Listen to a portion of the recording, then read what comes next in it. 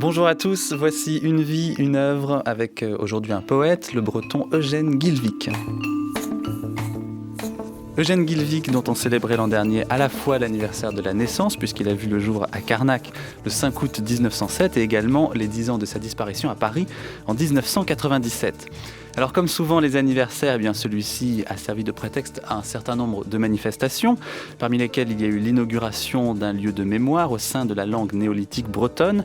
C'est là qu'ont été transférées les cendres de celui qu'on surnommait le menhir vivant pour le dialogue silencieux qu'il entretenait avec les pierres notamment, mais aussi avec la mer, les arbres ou même simplement l'herbe de son pays natal, la Bretagne.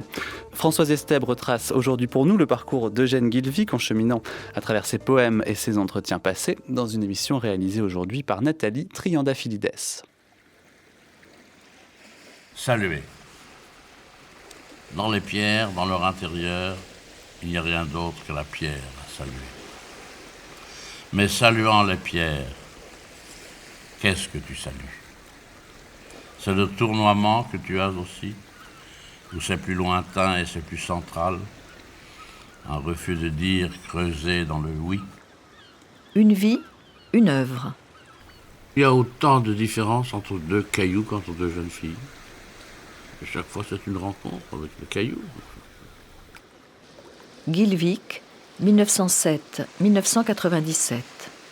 Je ne recherche pas la philosophie. Pour moi, chaque poème est tout simplement une expérience vécue, plus exactement le procès-verbal d'une expérience, d'un contact, en somme, d'un acte d'amour, de haine, de révolte. Le sourire des pierres.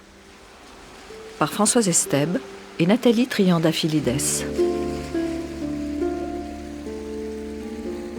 Il y a ce côté, quand je dis ces poèmes, ça me rappelle souvent ce que j'ai trouvé chez les Indiens Navarro, dans leur manière de saisir la communion avec tout ce qui vit.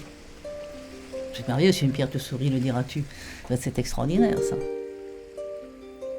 Le sourire,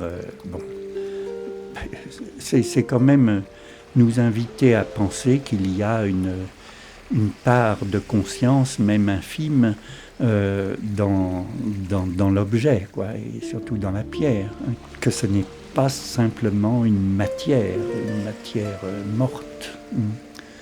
Enfin, je pense que le sourire des pierres, c'est sans doute pas seulement une image. Là, on a affaire à une image, on a affaire à une figure de rhétorique. Mais c'est pas seulement une figure de rhétorique, certainement. Attendez, vous m'avez dit Eugène Guilvic. Il faut enlever Eugène. Nous avons Eugène, nous avons Guilvic. Il est évident que le rapport que j'ai avec Eugène, je ne pourrais pas dire que je ne connais pas Eugène. Mais Guilvic, réellement, vraiment, en conscience, je ne le connais pas. Et je dirais Dieu merci que je puisse dire que je ne le connais pas. Si je le connaissais, ça serait terminé. Du fait que je suis toujours en recherche, j'ai encore beaucoup à faire. J'ai l'impression que, vous savez, une parole vraie, elle ne s'épuise pas.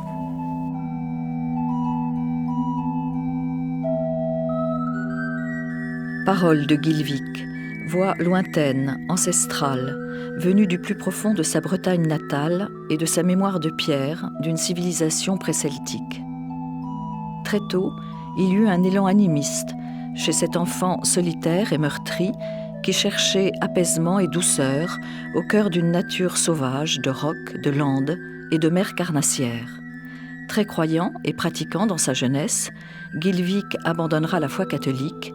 Il exclut tout Dieu personnel et se déclare matérialiste. En opposition au surréalisme, son œuvre, qui part du concret, des créations de la nature et des menus objets du quotidien, nous livre toutefois une étrange expérience mystique. Pour survivre matériellement, Guilvic devint fonctionnaire, haut fonctionnaire, mais sa vie était la poésie. Toujours en attente du jaillissement du poème, que cherchait-il Guilvic dans ces instants fulgurants, dans ces expériences de fusion avec l'autre, nature, objet, humain? Lui qui gravait en rêve des poèmes sur l'écorce des hêtres, Lui qui voyait dans la nuit des cohortes de chiffres, voulait concilier dans une même recherche art, science et poésie. Sa quête, atteindre, disait-il, le cœur de la matière.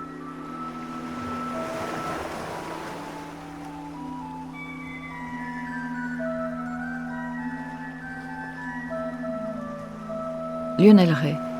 Lorsque l'eau bout, est-ce vous qui appelez? Avez-vous mal? Ou bien n'avez-vous pas quitté le seuil?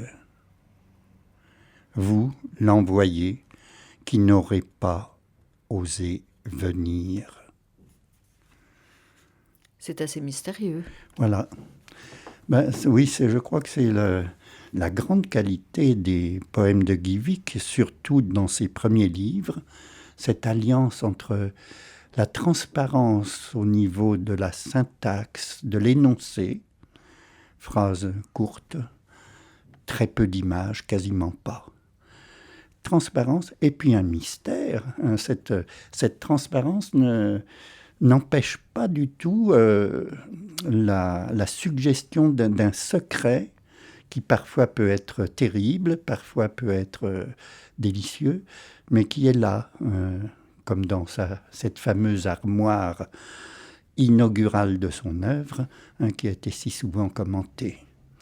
C'est à la fois la vie, qui est symbolisée par le pain dans l'armoire, ou son contraire, la mort.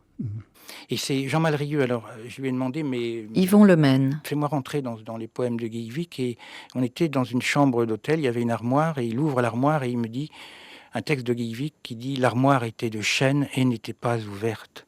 Peut-être il en serait tombé du pain, peut-être il en serait tombé des morts, beaucoup de pain, beaucoup de morts. » Et tout d'un coup, j'ai vu les armoires de ma grand-mère, et avec le drap préparé, et je me suis dit, c'est incroyable, c'est une poésie à laquelle il faut frapper fort pour l'ouvrir, et quand on l'ouvre, on a un monde immense, quoi. Voilà. Mon nom n'appartient pas à la langue française, mais au celte. C'est Gilvik et non pas Guillevic. Si vous allez en Bretagne et si vous demandez du cidre, Gilvik, dans mon pays, près d'Auray, on vous comprendra, mais Guillevic, on ne saura pas. Bon. Pour moi, Gilvik est un poète caché. Lucie Gilvik. Voilà. Alors, caché, il est toujours à découvrir. Il y a des petits textes de Gilvik qui datent d'Eugène Gilvik, là, je dirais.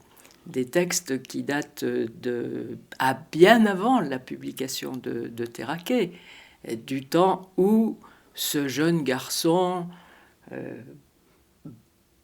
venu d'une Bretagne, et pas de n'importe où en Bretagne, venu quand même de Carnac, ce lieu où est érigé le premier monument que les hommes aient dressé en Europe, avec environ 4000 pierres debout.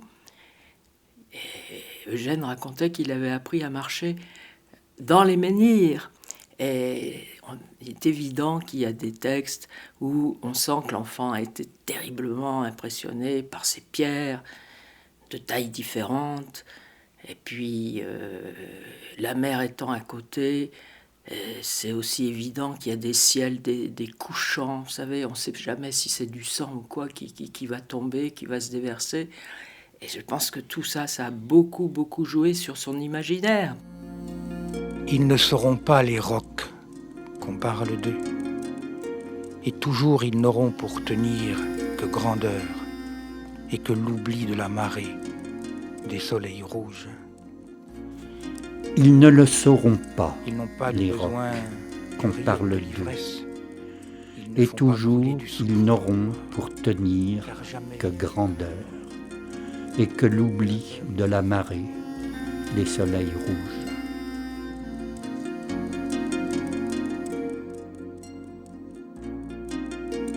Monique Chef d'Or. C'est vrai que Carnac, c'est fondamental. Je vais vous lire tout de suite dans Vivre en poésie ce qu'il dit lui-même. Si j'étais né ailleurs qu'à Carnac, je ne sais pas si je serais différent. Mais quand même, il me semble que le fait d'être né dans un pays sacré, cela travaille. Pour lui, son attachement à Carnac, dans lequel il dit, quand il a écrit Carnac plus tard en 61, l'œuvre Carnac, il dit j'ai retrouvé mon sacré. Or, pour lui, c'est là, à mon avis, c'est la racine totale de Guilhwich.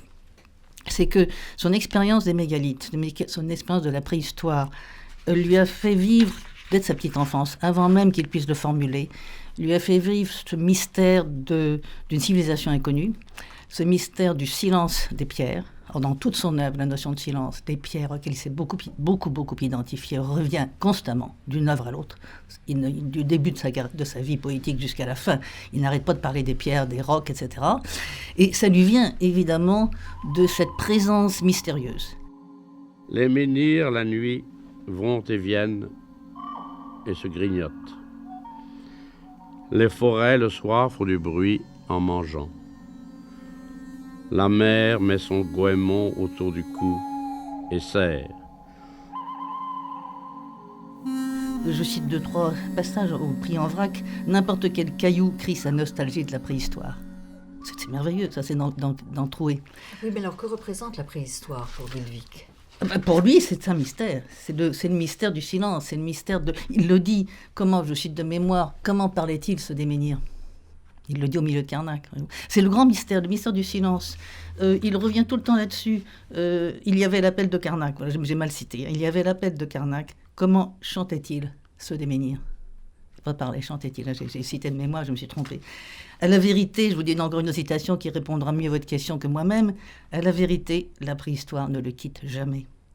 Il se dit parfois qu'il porte encore et toujours le squelette du premier homme et que c'est lourd. Ça, c'est un extrait d'un de ses poèmes dans Creusement, le livre Creusement.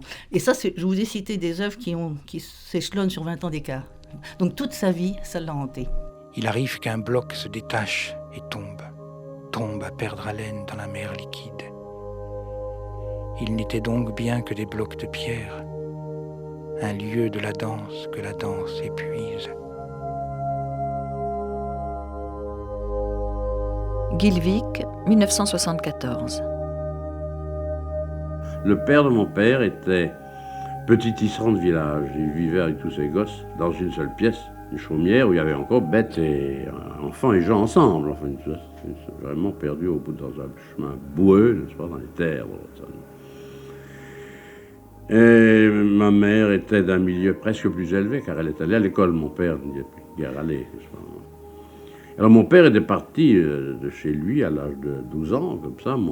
Son père lui avait dit, tiens, voilà 2 sous. À quoi mon père disait, je pouvais aller loin avec ça, à condition de n'entrer nulle part. Et il était engagé dans la marine, il avait été mousse. Et il me racontait sa vie, était évidemment très très dur. Être mousse en 1900, je pense, c'était très dur. Et donc, ce petit Eugène qui vient de cette Bretagne... Lucie Guilhwich.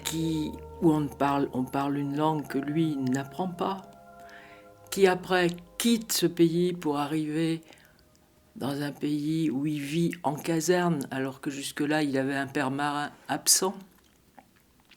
Là, il vit en caserne de gendarmerie.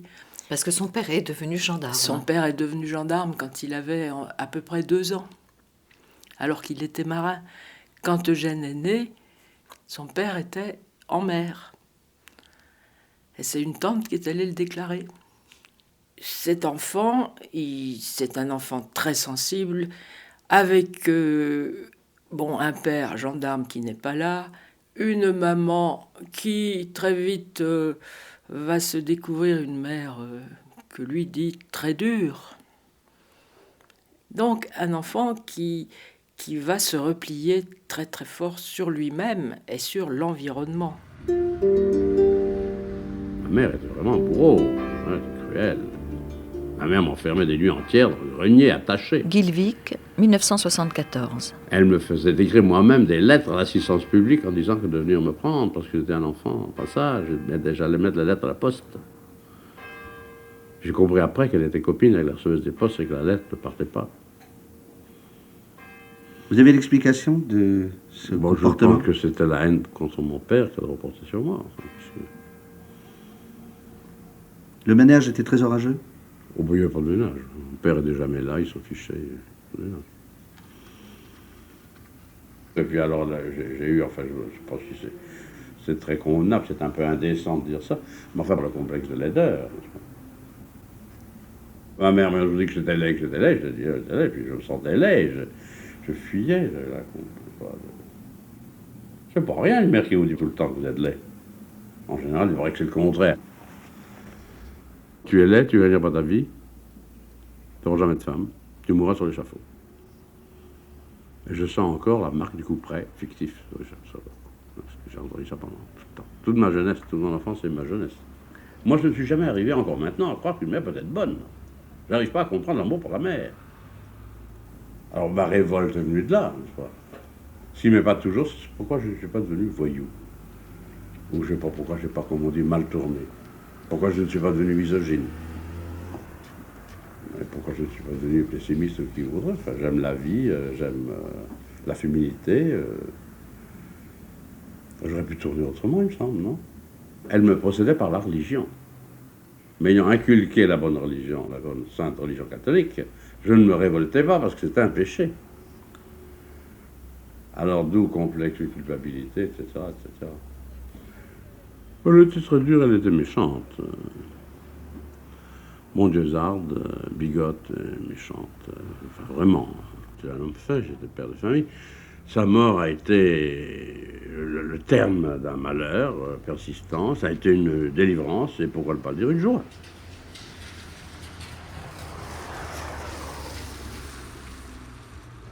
Et ce qu'il y a d'étrange, c'est que son prénom, c'est Eugène. Ça veut dire le bien-né. Yvon Lemaine. Et il a passé sa vie à lutter contre elle, d'une certaine manière. Il dit que lui ressemblait à son père et que peut-être elle se vengeait de son mari par lui, quoi. Et il a tellement souffert qu'à 75 ans, je crois, quand Libé, le journal Libération, l'interrogeait sur l'idée et l'éventualité d'un paradis, il disait oui, pourvu que ma mère n'y soit pas.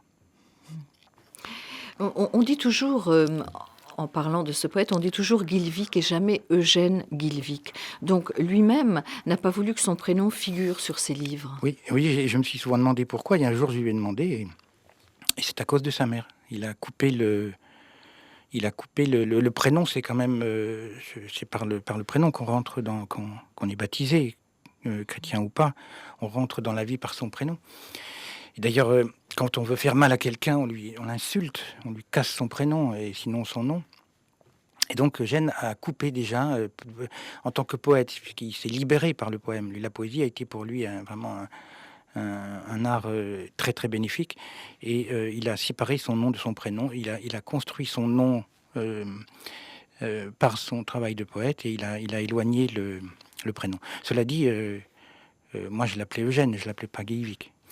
Donc, pour revenir à la Bretagne, bien sûr, Guilvic, d'abord son nom.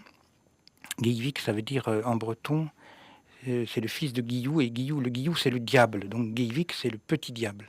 Mais c'est un bon petit diable? Oui, ou un mauvais diable? Non. C'est un malin. C'est-à-dire qu'il a su passer entre les gouttes, il a évité les coups. Beaucoup de poètes vont vraiment, c'est impressionnant même, vont prendre des coups. Lui, il les a évités, sans trahir. Vous voyez, c'est quand même pas... Et donc, en ce sens-là, moi, je disais que c'était un Bouddha malin, quoi. Ce n'est pas Dieu possible que ce soit un peu vrai. Ce sentiment que j'ai d'être seul et toujours au berceau de ce monde, comme si tout les autres étaient du bon côté et savaient et faisaient ce qu'il est bon de faire. Ah, le bœuf écorché, c'est du Soutine, ça. Oui, bah oui. Oui. C'est ça, c'est exactement Page ça. 25. C'est de la viande, où passait le sang, de la viande, où tremblait la miraculeuse, l'incompréhensible chaleur des corps. Il y a encore quelque chose de la lueur du fond de l'œil. On pourrait encore caresser ce flanc, on pourrait encore y poser la tête et chantonner contre la peur. Voilà, superbe. Mais depuis qu'il était très, très jeune, avant même d'avoir 10 ans, Guilvig avait cette rage d'écrire, il voulait écrire. Exactement. Lucie Guilvig. Il avait cette rage d'écrire, il pensait qu'il s'en sortirait, qu'il s'élèverait, qu'il grandirait en humanité, on peut dire, hein, par l'écriture, mais d'abord par les mots, par la langue. Et là, je crois que déjà, là, on arrive un peu dans une problématique par rapport à Guilvig, puisque je vous ai parlé de Bretagne, où autour de lui on parlait breton, je vous ai parlé du Nord, où on parlait, je crois, c'est Ch'timi, et ensuite, où il va partir? Il va quitter la Bretagne pour arriver en Alsace, dans l'Alsace alémanique, où on parle une langue qui est un allemand du Moyen-Âge. Et il arrive là en 1919, c'est-à-dire que l'Alsace redevient française. Leurs professeurs à l'école ne parlent pas français. Ils sont obligés de lire leurs cours. Et lui, s'il veut suivre, il faut qu'il apprenne immédiatement l'allemand et l'alémanique. Ce qui est une des grandes chances de sa vie, c'est qu'il devient bilingue, trilingue. C'est un matériau extraordinaire qui l'interroge beaucoup. Ce que je cherche, c'est le rapport de Guilvig avec le mot. Je ne dirais même pas la langue. Il s'est très vite aperçu que les mots étaient surchargés d'histoire et que pour vraiment communiquer, il fallait qu'on arrive à parler une langue commune et que lui, par son travail à la fois sur lui-même et sur la langue, il allait peut-être arriver à faire passer quelque chose de, je dirais, de la source. Parce qu'il y a la racine des mots, mais toutes les racines des mots ont une source commune. Et je pense, moi, que c'est là son histoire. Hein. Donc, il comprend ça, et il comprend qu'il ne pourra jamais aller vite, qu'il lui faut mûrir. Dès tout petit, dès l'âge de 7-8 ans, Guilvig Monique Chef-d'Or a voulu écrire. Il a écrit des petits poèmes, il a écrit tout petit. Il a publié que vers la trentaine, après avoir épuré, travaillé. Il a passé sa vie entière à chercher la définition de la poésie et à épurer, à affiner l'écriture poétique. Pour lui, la poésie, c'était la communion, la communication avec le sacré, avec le tout, avec tout l'autre, comme il dit. Il n'y a pas d'autre... C'était... Comment l'expliquer? Il n'y a pas d'autre mode d'être pour lui que d'écrire. Il y a un portrait de lui qui a été fait quand il avait 20 ans en Alsace. Et c'est peut-être le portrait de lui que je préfère, parce qu'il est comme ça, il est fermé. On sent qu'il y a de la rage en lui. Et ça veut dire quoi? Ça veut dire, alors, j'y arriverai ou j'y arriverai pas? Hein? Ils ne seront pas les rocs qu'on parle d'eux. Ils n'ont pas apporté leur face comme un supplice. Ils n'ont pas apporté de face où tout se lie. La danse est en eux. La flamme est en eux quand bon leur semble. Ce n'est pas un spectacle devant eux, c'est en eux. C'est la danse de leur intime et lucide folie. C'est la flamme en eux du noyau de braise. Terraquet, son premier livre, est un livre assez fou, une folie maîtrisée, mais c'est fou. Il parle des monstres qui sont très bons, des roches qui prennent leur trajectoire de folle. Enfin, c'est impressionnant. C'est des taureaux, mais c'est une folie qui couve, si vous voulez, et qu'il maîtrise, quoi. Voilà. Donc, il connaissait bien ces Terraquet. Terreur, traqué, enfin. Il connaissait bien, je crois, sa propre folie et il s'en est protégé suffisamment pour pas souffrir de trop, tout en la travaillant. C'est vraiment un métier d'acrobate, si vous voulez. Mais cette folie initiale dont vous parlez, Yvon Lemaine, à propos de Guilvig, n'a jamais été proche du fantastique. Parce que lorsque vous parlez de ces monstres, de ces rocs, ce n'est pas une poésie fantastique. Eh bien, il est breton, hein, et chez les Bretons, il y a toujours quelque chose. Le fantastique est jamais loin, si vous voulez. Le religieux, le spirituel, C'est plus le sacré que le fantastique. Oui, bien sûr. Mais par exemple, quand il dit il y a des roches, il y a des monstres qui sont très bons, qui s'assoient contre vous, les yeux clos de tendresse, et sur votre poignet posent leurs pattes velues. Un soir où tout sera pourpre dans l'univers, où les roches reprendront leur trajectoire de folle, ils se réveilleront. Vous voyez ? C'est un peu tout, quoi. C'est un peu tout ça. C'est assez fantastique au sens... ça nous dépasse un peu, quoi. C'est hors limite, mais maîtrisé. Son sentiment premier, c'est la colère, c'est la souffrance, c'est très juste, et c'est la rage. Dans les premiers poèmes, ça c'est surtout dans Terraquet. Monique Chef-d'Or. Oui, c'est vrai, il le dit d'ailleurs, l'homme.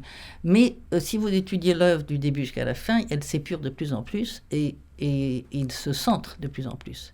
C'est vrai que les premiers livres, surtout, ça dépend, il faut faire attention, parce que avant Terraquet, il avait écrit d'autres poèmes qui sont connus plus tard, qui étaient déjà d'ordre beaucoup plus unifié. Terraquet, c'est une œuvre qui correspond à l'époque de la guerre. Donc il est bien encore en correspondance avec son temps.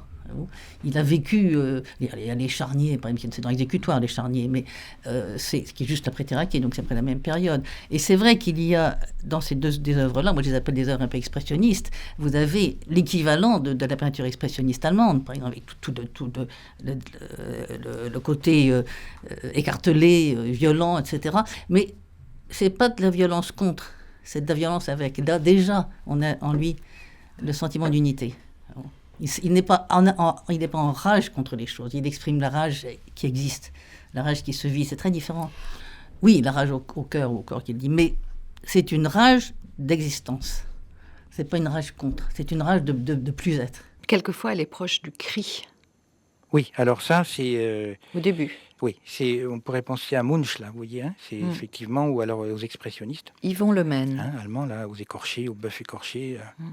Effectivement, oui. Ça, mais c'est au début. Mais c'est un cri impressionnant, d'ailleurs, parce que c'est un cri qui ne fait pas de bruit. Mais effectivement, vous avez raison, tout à fait. Il parle dans un poème, je ne sais plus lequel, d'un taureau qui tourne dans son cercle de rage, vous voyez, comme ça, là. Mais ça, c'était... Parce que Guigvic était un homme violent, effectivement. Très violent, au sens météorologique, si vous voulez. Bon, effectivement, il va chercher dans les rocs, par exemple, vous voyez, mettez votre joue contre un roc, et c'est plus, quoi. Alors, mais il arrive à trouver, effectivement, à aller par ces images, enfin, par des images habitées comme ça, il va, dans ces images très violentes, calmer sa violence, quoi. C'est sain comme attitude. Pour moi, tout est sacré. Il y en a pour qui tout est profane, si vous voulez.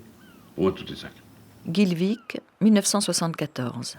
Une fleur, le regard de la demoiselle ici présente. C'est ça, sacré. La poésie m'aide à me découvrir. La poésie m'aide à savoir où je suis, ce que je fais, où je vais. C'est la poésie qui m'enseigne, moi, qui m'enseigne le monde, et m'enseigne le monde à moi et moi au monde. Enfin, Il y a eu beaucoup de délires dans ma vie, mais j'ai lutté contre. Toujours. J'ai refusé. Mais j'ai craint le délire, j'ai eu très peur. Une espèce de perte de contact avec la réalité, qui venait probablement de la solitude. Je me souviens de certains soirs, vers mes 20 ans, où je perdais pied, j'avais perdu contact avec la réalité. Et toute ma vie a passé à lutter contre ça, pour être en contact, pour voir clair ça aussi. Oui, je veux être un homme de raison. Ainsi que je suis de tempérament anarchiste, communiste par raison. Voilà. Combien ont su pourquoi? Combien sont morts sachant? Combien n'ont pas su quoi? Ceux qui auront pleuré, leurs yeux sont tout pareils. C'est des trous dans des os, ou c'est du plomb qui fond. On va, autant qu'on peut, les séparer. Mettre chacun d'eux dans un trou, à lui, parce qu'ensemble ils font trop de silence contre le bruit. Quand la bouche est ouverte, ou bien ce qui en reste, c'est ce qu'ils ont dû chanter, qu'ils ont crié victoire, ou c'est le maxillaire qui leur tombait de peur. Peut-être par hasard et la terre est entrée. Lequel de nous voudrait se coucher parmi eux 1 heure, 1 heure ou 2, simplement, pour l'hommage. Ici, ne repose pas. Ici ou là, jamais ne reposera. Ce qui reste, ce qui restera de ces corps-là. Ce qui fut fait à ceux des miens, qui fut exigé de leurs mains, du dos cassé, des mains vrillées, vieille à 30 ans, morte à 20 ans.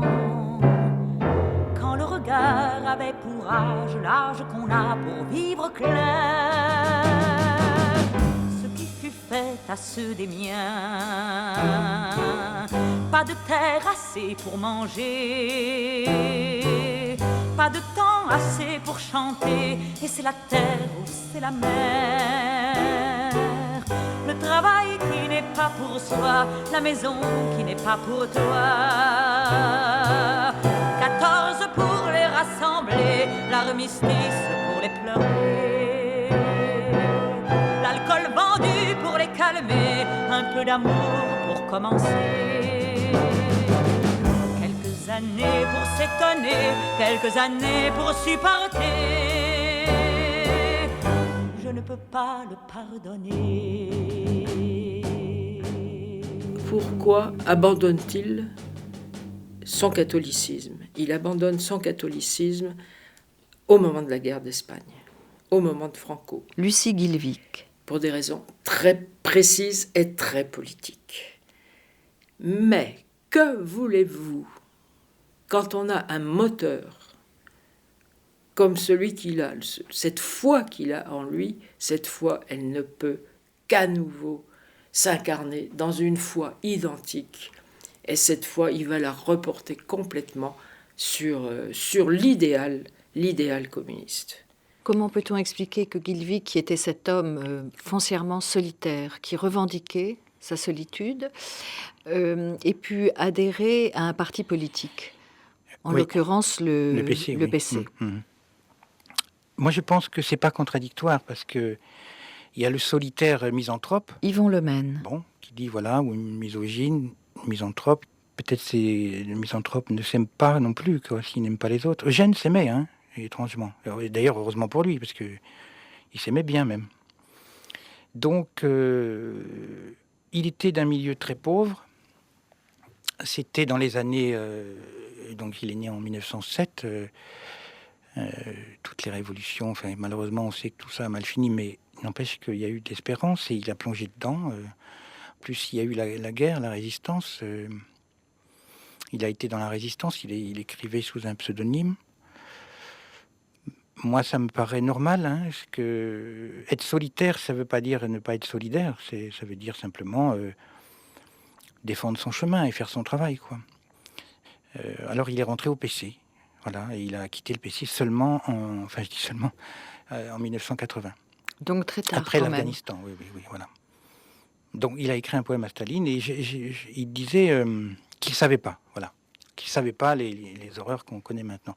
Or, il y avait eu des livres, il y avait eu Arthur Koestler, Le Zéro et l'Infini, il y avait eu toute l'œuvre de Panaïtis Strati, l'écrivain roumain, qui en 29 avait déjà dit que c'était criminel, mais peut-être qu'il voulait, il voulait pas le savoir, quoi. Ça l'aurait, quand je vous disais qu'il se protégeait des coups, peut-être que là aussi il s'est protégé, il n'a pas voulu savoir, voilà. Voilà, pour lui, il disait Staline était un homme bon. Enfin, c'est impressionnant de se rendre compte de ça. C'est l'Afghanistan, quoi. Là, ça a été la goutte de sang qui a fait déborder le vase. Mais il est resté compagnon de route du PC. Et il dit c'est une fidélité, à mes racines, à mon enfance, à ce que j'ai dit, quoi. Comment dire, ça n'a pas touché sa poésie, vous voyez. Et à part, il y a eu l'histoire des sonnets, dont il a parlé. C'est pas là que j'étais à l'aise. Bon, voilà, c'est un livre, et puis c'est terminé, terre à bonheur. Et après, il est reparti. Il a eu un creux, effectivement, d'inspiration, sur quand même une longue vie, c'est pas surprenant. Mais sa poésie a été sauvée de l'idéologie tout le temps. Et c'est peut-être pour ça que, à la limite, qu'il a pu à la fois rester au PC si longtemps, malgré Prague, malgré Budapest, parce que ça ne touchait pas sa poésie, vous voyez.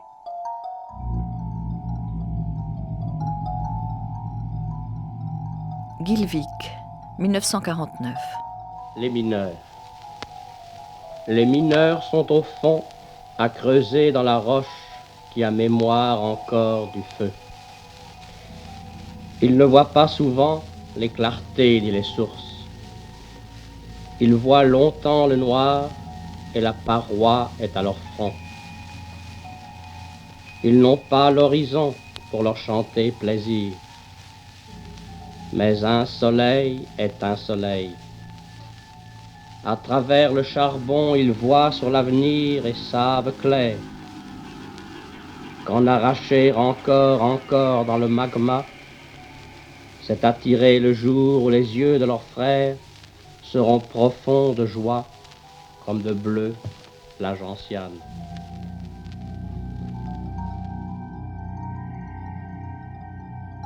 Oui, mais alors, comment travaillait-il, Lucie Guilvic? Comment déjà arrivait le poème? Et après, comment le travaillait-il vous-même? Puisque vous étiez son épouse, vous avez travaillé avec lui. Alors, comment travaillait-il? C'est dire comment vivait-il. Comment vivait-il? Il vivait toujours en contact avec ce qu'il appelait ses labyrinthes. Je m'enfoncerai dans mes labyrinthes. Qu'est-ce que c'est que ces labyrinthes? Ces labyrinthes, ce sont ces profondeurs. Quand il intitule un de ses recueils « Creusement », c'est creuser dans quoi? C'est précisément creuser dans ces labyrinthes. Donc, il vivait tout le temps, au plus profond de lui-même. Et, comme c'était quelqu'un qui avait précisément beaucoup d'énergie, une grande force, une grande résistance nerveuse, et qui était socialement quelqu'un de très bon vivant, quand il était en société, plouf, il sortait son périscope, hein, et puis voilà, et puis là, il était un homme exactement comme tout le monde, mais il pouvait replonger quand il voulait. Et comment travaillait-il? Il pouvait être en société et tout d'un coup s'isoler, s'asseoir et noter très vite quelque chose qui lui était monté et qu'il notait très vite dans son carnet. L'homme était... il était comme sa poésie. Il respirait la poésie. On ne pouvait pas penser que Guilvic était autre chose qu'un poète.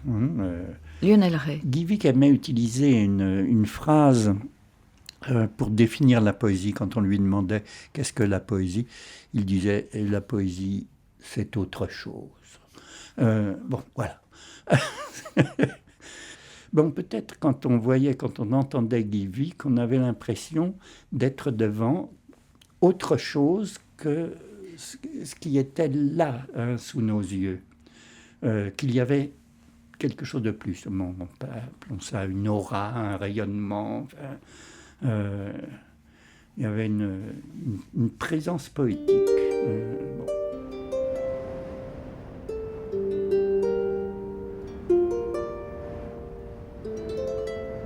Guilvic, 1979. Si la feuille, il ne s'agit pas de savoir. Si la feuille tombe ou demeure, si la feuille, il s'agit surtout de savoir. Si la feuille bouge ou tremble ou non, rien, il s'agit de savoir ce que c'est, là-dessus savoir. Si la feuille tend vers plus de vert, il s'agit de savoir comment le savoir.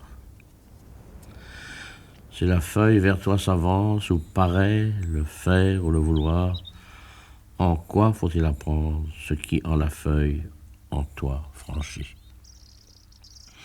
Si la feuille de toute évidence veut savoir, pourquoi pas par toi? Si la feuille cherche à savoir surtout, quand et où la pique la descente, pourquoi pas vers toi l'interrogation? Si la feuille pense que sur elle tu sais, n'est-ce pas parce qu'elle sait, croit savoir, que sur toi tu sais? Si la feuille, c'est parce qu'elle croit que tu sais, toi, l'échafaud, le tien, et puis encore, peut-être le sien. Frère, dit-elle. La poésie de Guilvic est à la fois concrète, parce Oui. que là, il y a des objets très quotidiens, Ah oui. et puis il y a la nature, il y a les C'est rocs, ça. il y a la mer, Voilà. il y a tout de même des images qui Voilà. surgissent. Oui, alors des images, bien sûr, au sens que cette poésie donne à voir et utilise des mots concrets. Lionel Ray. De toute manière, je pense que Guilvic devait, comme Jean Grosjean, par exemple, qu'il aimait bien, et d'autres, penser que l'abstraction et la poésie ne faisaient pas bon ménage. Et c'est vrai qu'il utilise des mots concrets. Il évoque les rocs, les assiettes, la chaise, le coquelicot, etc. La rhétorique n'est pas insistante chez Guilvic au niveau des figures. Il y en a peu. Il y en a peu, elles sont rares. Et par là, on est très loin du surréalisme. L'écriture de Guilvic était nouvelle en 1900, dans les années 40. C'est très différent. Pensez qu'au même moment, Aragon, lui, est toujours dans la démesure, bien qu'il s'est éloigné du surréalisme, et dans une sorte de démesure et d'une poésie très marquée par le pathétique, par l'émotion, par l'énergie aussi. On est très loin de cela avec Guilvic, qui écrit au même moment.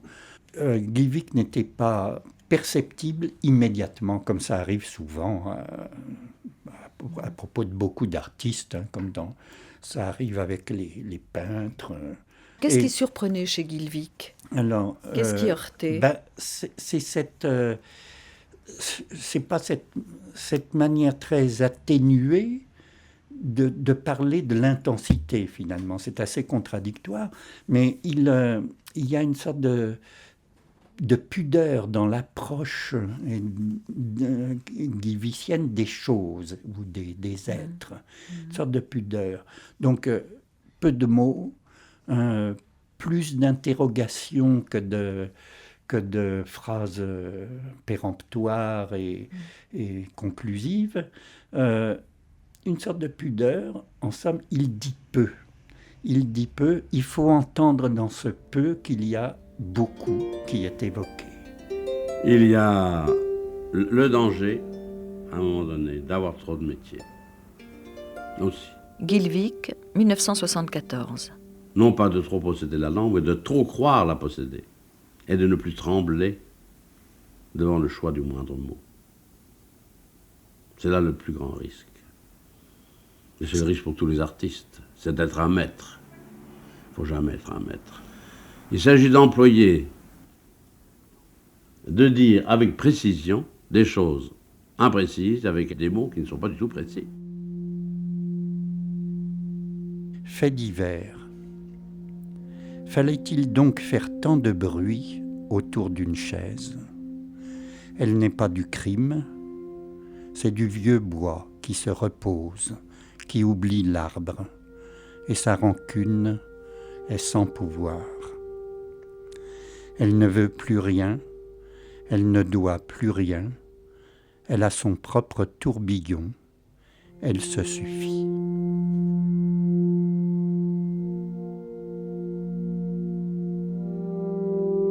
Je ne comprenais pas tellement la poésie de Guilvic à l'époque. Mes propres textes étaient extrêmement longs, n'en finissaient pas. Guilvic, c'était une poésie ramassée, très, très compacte. Yvon Lemaine. Et je la trouvais un peu sèche. Et lui me trouvait bavard, comme il m'a dit plus tard. Mais je lui ai dit, j'ai 20 ans, laisse-moi parler. Et je verrai plus tard. Alors, en tant que poète, si vous voulez, sur le métier, il m'a appris à serrer les boulons. Là, je parle en termes quasiment artisanal, si vous voulez, c'est-à-dire, sans me renier, à être plus précis, si vous voulez, et aussi à intégrer, parce que je croyais avant que dans la poésie, il y avait des grands sujets, si vous voulez, la mort, l'amour, etc. Et il m'a aussi appris qu'il y avait des petits sujets, les escargots, les fleurs, ce que j'ai découvert aussi par la poésie japonaise. Et donc, il a mis tout tout à hauteur, si vous voulez. Et ces petites choses, c'était ma vie, parce que moi, je viens d'un milieu de campagne et très pauvre, donc il m'a donné du champ, il m'a donné des terres à cultiver. Lucie Guilvic. Eugène avait son poème, vous arriviez, il ne vous disait même pas bonjour, il vous sortait, tout de suite là, comme ça, c'était... Alors, il y a 3 vers ou 3 mots peut-être. Ce poème, il l'a dit, mais des milliers de fois, il l'adorait. C'était « Moi aussi, fleur ». Mais comment définiriez-vous la poésie de Guilvic, Yvan Lemaine ? C'est une poésie très, très dense, très resserrée ? Très humble, voilà. C'est-à-dire humble au sens humilité, humus, près de la terre. Je fais avec ce que j'ai, voilà. Donc il a parlé des clous, des chaises, des toiles d'araignée, des assiettes. Il a un poème magnifique, par exemple, pour donner un exemple, qu'il a écrit en 1937, donc il y a très longtemps. Assiette en faïence usée, dont s'en va le blanc. Vous êtes venue neuve chez nous. Nous avons beaucoup appris pendant ce temps. Eh bien, cette assiette-là, moi je la voyais. Alors j'en ai parlé une fois avec lui et Lucie. Sa femme et Lucie voyaient des assiettes en faïence, enfin des belles assiettes qui servent pas souvent, qui sont dans des comment on appelle ça, des vaisseliers. Et moi je voyais une assiette très usée dans laquelle je mangeais ma soupe tous les soirs, et avec un petit texte de rien du tout, il crée un monde, mais il est passé par les choses, mais de façon anthropomorphique. Donc il m'a fait aimer par les choses les êtres humains. Alors qui est l'autre chez Guilvic ? Ça m'intéresse, moi. Qui est l'autre ? C'est tout, hein. La pierre. La pierre, la feuille. Vous savez, le recueil requis commence par ces tout 3 ou 4 vers. Sur l'arbre, la feuille, translucide encore, est déjà le vent de la chute. Alors moi, pour moi, ça, c'est un précipité de toute destinée humaine. Pas Dieu possible que ce soit un peu vrai, ce sentiment que j'ai d'être seul et toujours au berceau de ce monde, comme si tous les autres étaient du bon côté et savaient et faisaient ce qu'il est bon de faire.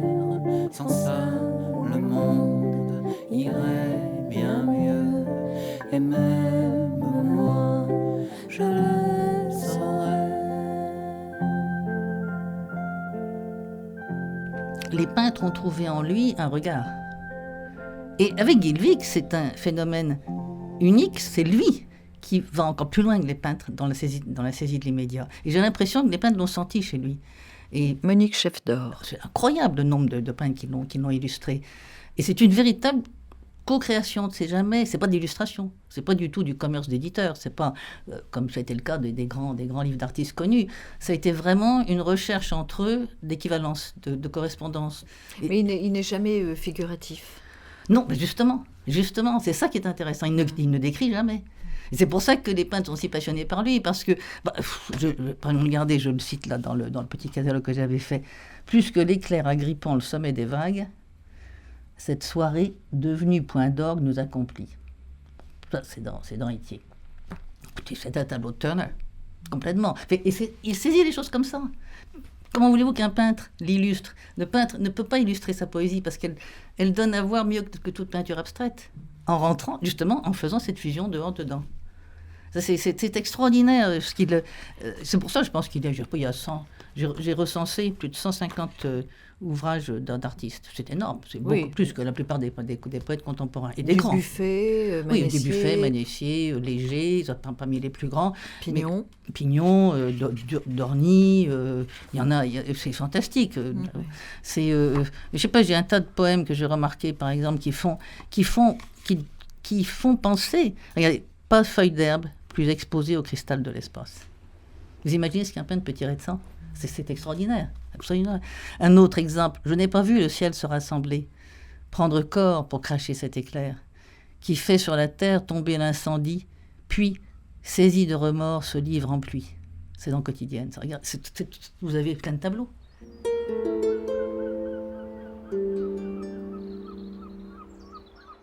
Je vais de plus en plus. Guilvic. Ce qu'on appelle à l'essentiel. Je ne sais pas si c'est l'essentiel pour les autres, c'est l'essentiel pour moi. Mes poèmes tendent de plus en plus à être, pour parler français, des flashs, des éclairs. D'ailleurs, je me demande si on peut encore appeler ça poème. Moi, je ne sais pas, j'en suis pas sûr. Un poème étant quelque chose quand même d'organisé. Il y a une structure, là, il n'y en a pas. Alors j'appelle ça modestement des quantas. Comme Max Planck, quoi, tout simplement. Lucie Guilvic. Quand il était petit, il voyait défiler des chiffres tout le temps, des chiffres. Il paraît que la nuit, il y avait une histoire de nombres, sa mère lui racontait, donc il était habité par ça. Il aurait voulu quoi faire comme étude? Il aurait voulu faire des études de physique et de chimie. C'est-à-dire que c'était tout précisément le travail sur la matière qui l'intéressait. Ces poèmes quanta, ce serait quoi? De l'énergie c'est quoi? C'est le maximum d'énergie dans le minimum de mots. Et moi, il y a une chose que je trouve qui résume tout. Monique Chefdor. On a eu toute la quête spirituelle de Guilvic. C'est cette merveilleuse formule qu'il a trouvée, c'est une véritable révélation, dans Magnificat, dans Troué. C'est un hommage à la femme aimée. En toi, le monde se résume sans se réduire. Bon, c'est le plus bel hommage de poésie d'amour qu'on puisse faire à une femme. Et d'ailleurs, toute la poésie de Guilvic, qu'elle soit adressée à une femme ou qu'elle soit adressée à un brin d'herbe, ou à des arbres, ou aux merles, ou à des oiseaux, est une poésie d'amour, au sens très grand, très profond du terme. Mais ce n'est pas seulement un éloge amoureux, c'est le résumé même de sa quête.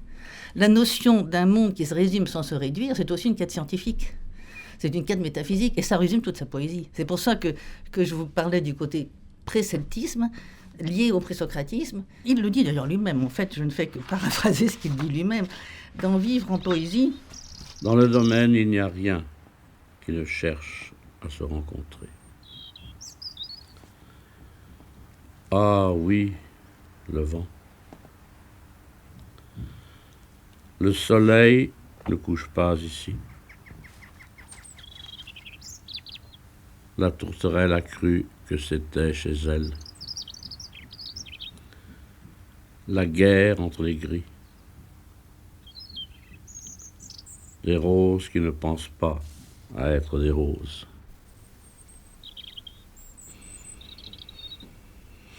Tout poème, tout langage n'est valable, n'est intéressant que s'il sort du silence. Tout poème, c'est un mariage de silence et de parole. Le poème est fait du jeu des deux, silence et parole. Je ne sais pas si le mot parole est juste, enfin, verbe. Bon. Donc la part du blanc est importante. Oui, enfin là-dessus, pour moi, assez nettement, Guilvic se démarque des poètes qui ont évoqué le silence, Pascal dans ses proses qui ont une valeur poétique intense. Lionel Ray. Ou bien Hugo, surtout, même Mallarmé. Pour eux, le silence est effrayant. Le silence est lié au vide, c'est lié aux profondeurs de l'abîme. Au tombeau. Au tombeau. Le silence est funèbre. Chez Guilvic, c'est pas du tout ça. Le dernier mot, au fond, de ce poème qu'il a publié, à l'extrême fin de sa vie, c'est le mot joie. Le silence est joie. Et le silence, tel qu'il l'envisage, toujours dans les livres antérieurs à Du silence, dans Sphère par exemple, ou dans Le Chant, je crois, le silence est toujours, il est perçu comme vertical et au-dessus de tout le reste. Au-dessus de tout le reste. Et alors, le poème indique une sorte de pratique de l'ascension. Par sa pensée de la vie, par le matérialisme religieux, ça pourrait être le bouddhisme, si vous voulez. Et donc, Yvon Lemaine. Par ce biais-là, il était oriental. Oui, donc c'est le plus oriental des Occidentaux, c'est vrai. Il vit dans l'instant. Oui, mais c'est un instant à multiples dimensions, quoi. Dans une seconde, c'est ce qu'on trouve il y a 1000 milliards d'instants, c'est ce qu'on trouve dans le bouddhisme, par exemple. Et d'après Lucie, quand il est un peu de temps avant ses derniers mots, quoi, si vous voulez, ça aurait été le temps s'étrangle, le temps se bloque, mourons. Voilà ce qu'il aurait dit. Vous vous rendez compte? Faisons quelque chose encore, quoi. Mourons. Enfin, c'est vivre ce moment-là aussi. Impressionnant, je trouve. Tout l'inoubliable que les jours ont consommé. Alors, quand Eugène était très très fatigué, mais sa fin, elle a été inopinée, si l'on peut dire. Quelques jours avant, Eugène avait dit « Je veux être à Carnac ». Lucie Guilvic. Donc, je savais que son intention était de se faire incinérer. Je veux être à Carnac. Vous voyez, les choses étaient très précises. Et c'est là que vous avez fait enfouir les... C'est là que sont inhumées les cendres de Gênes. Et là, il y a 5 pierres, qui est tout à fait dans l'esprit des tombes mégalithiques. Donc là, il y a 2 pierres, et puis il y a 3 autres pierres qui sont des mégalithes, qui sont installées un peu comme des pierres de méditation, où on peut s'asseoir, où on peut rester, c'est un petit peu, voilà, c'est tout à fait dans l'esprit du lieu. Et c'est sur une lande, c'est une lande qui n'a jamais été cultivée. C'est-à-dire que la flore est une flore totalement naturelle. Pourquoi elle n'a jamais été cultivée? Parce qu'il n'y a pas suffisamment d'humus pour qu'elle puisse être cultivée. Il y a très peu, et puis tout de suite le granit est là. Voilà. Guilvic, une émission de Françoise Estèbe, avec Monique Chefdor, docteur en littérature française et comparée, responsable de l'exposition Guilvic et les peintres, présentée à Carnac lors du centenaire de la naissance de Guilvic, avec Lucie Guilvic, écrivain, éditrice des livres posthumes de Guilvic, signalons notamment Relié aux éditions Gallimard. Lucie Guilvic est aussi l'auteur de Vivre en poésie, entretien avec Guilvic aux éditions Stock. Avec Yvon Lemaine, poète, auteur notamment de Toute vie finit dans la nuit, entretien avec Claude Vigée, édition Parole et silence, et Lionel Ray, poète, auteur notamment de l'ouvrage Le procès de la vieille dame, éloge de la poésie aux éditions de La Différence. Et la voix de Guilvic, archive INA, Martine Auger. Nous n'avons pas nié les soirs où les oiseaux sont mal à l'aise avec ou sans les branches. Nous voyons, nous savons l'intérieur de l'iris et l'arc-en-ciel sur les prairies où les troupeaux ne boivent plus. Nous n'avons pas nié le piquant de l'épingle au bout de la seconde et la chanson dans le métro. Nous n'avons jamais dit que ce soit si commode à l'arbre de se taire, au garçon de sourire à côté d'un miroir. Nous n'avons jamais dit que vivre c'est facile et que c'est simple de s'aimer. Ce sera tellement autre chose alors, nous espérons.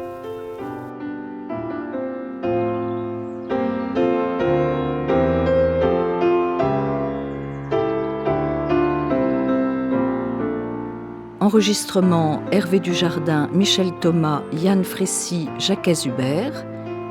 Mixage Serge Ristich. Réalisation Nathalie Triandafilides.